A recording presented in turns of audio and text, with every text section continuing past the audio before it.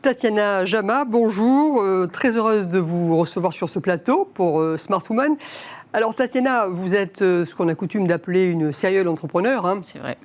Puisque je crois que votre diplôme d'avocate en poche, dès 2008, vous vous êtes lancée dans l'aventure entrepreneuriale et vous avez co-créé avec Lara Ruirez. Vous avez co-créé Didissime, puis vous l'avez revendu à une filiale d'Amazon, ce qui est quand même pas rien pour une première expérience. D'ailleurs, vous m'aviez beaucoup fait rire quand vous aviez expliqué vos débats avec les Américains sur le sujet. Et vous disiez, nous, on était un peu timides, et eux, ils nous disaient, mais enfin, il faut construire un empire. Ben, c'était assez spectaculaire. Bon, bref. Bon, après, vous avez fait d'autres entreprises que vous avez vendues également. Et là, il y a l'entreprise Levia qui tourne toujours actuellement. Mais à côté de tout ça, vous avez aussi eu beaucoup d'autres initiatives, notamment pendant la pandémie. Il faut souligner le fait que vous avez créé Protège ton soignant, qui était quand même une très belle initiative, très, très salutaire pour tout le monde. Et puis, si je vous ai fait venir aujourd'hui, si j'avais envie de parler avec vous, c'était au sujet de Sista. Donc Sista, c'est le collectif que vous avez co-créé, là encore, et que vous avez lancé en 2019. Oui.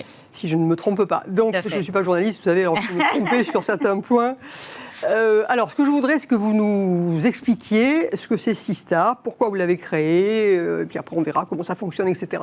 Bien sûr, avec grand plaisir. Déjà, merci, je suis ravie d'être là pour avoir l'opportunité de parler de Sista. C'est vrai que j'étais avocate un court instant et après, à partir de 2008, je suis devenue entrepreneur.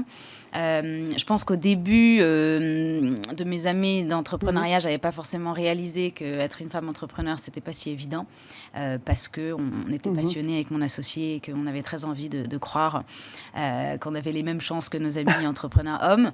Et ce qui s'est le passé... résultat final a été excellent. Non, mais vous avez sûr, je suis ravie de notre histoire et de ces 14 années d'entrepreneuriat où on s'est en même temps, je pense, beaucoup amusé. On a rencontré des gens assez incroyables, on a construit de très belles entreprises. Mais ce qu'on a réalisé en 2018, c'était que les choses n'avaient pas vraiment beaucoup évolué entre 2008 quand on avait commencé et 2018. Donc en 10 ans, on avait toujours les mêmes questions un peu absurdes. Et il y avait malheureusement une pauvreté intellectuelle autour du discours des femmes entrepreneurs parce qu'on manquait, selon moi, cruellement de data. Et donc, le problème autour, je pense en général des femmes, c'est que c'est un sujet qui est terriblement clivant. C'est vrai. Que chacun, en fonction de sa culture et de son histoire, a un avis qui n'est pas forcément le même. Et donc ce qu'on s'est dit, c'est qu'il fallait instaurer un peu de data. Oui. Et on a commencé en se disant qu'il fallait compter les femmes pour que les femmes comptent. Donc, on a réalisé la première étude sur le financement des femmes entrepreneurs en France et en Europe.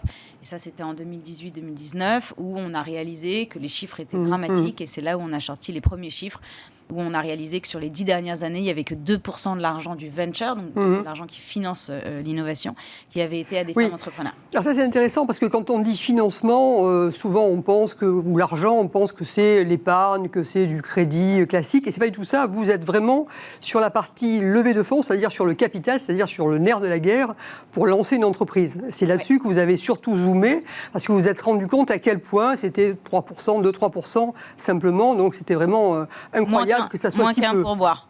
Incroyable. Donc effectivement, j'avoue qu'on est tombé sur le chiffre. On a, alors qu'on savait que les chiffres n'étaient pas bons, on a un petit peu halluciné.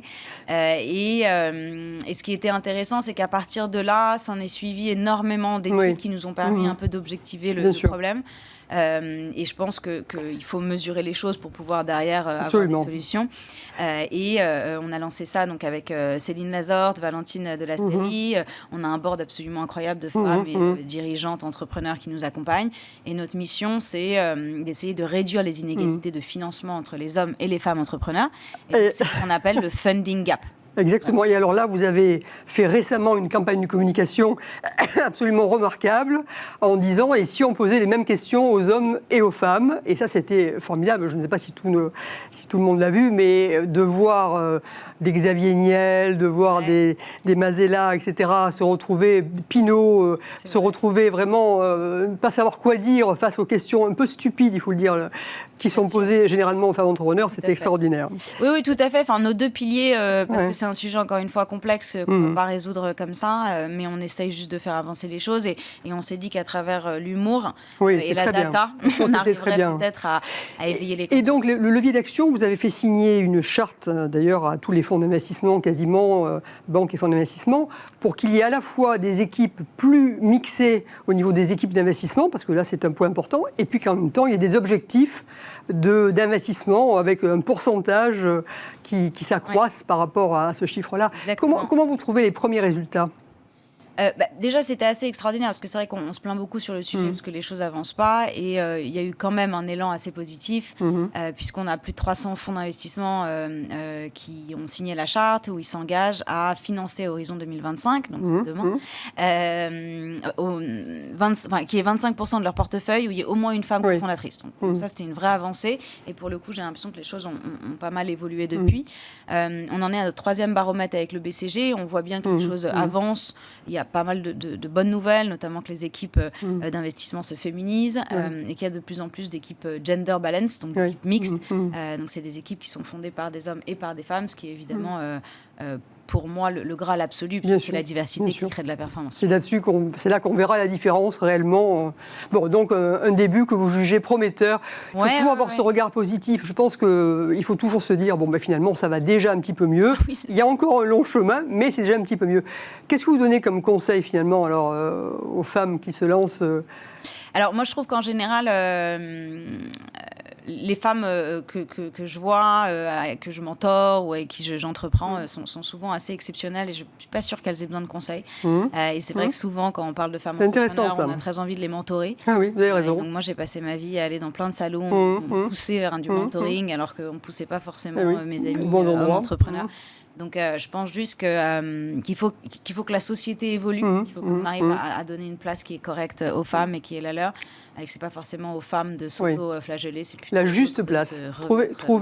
Prendre sa juste place, c'est vraiment ça, s'exprimer et être soi-même. Mais écoutez, je crois qu'on est parfaitement en ligne. On est raccord, depuis toujours. Merci beaucoup. Merci beaucoup, Tatiana. Et donc, encore une fois, continuez, c'est formidable. Merci, Tatiana.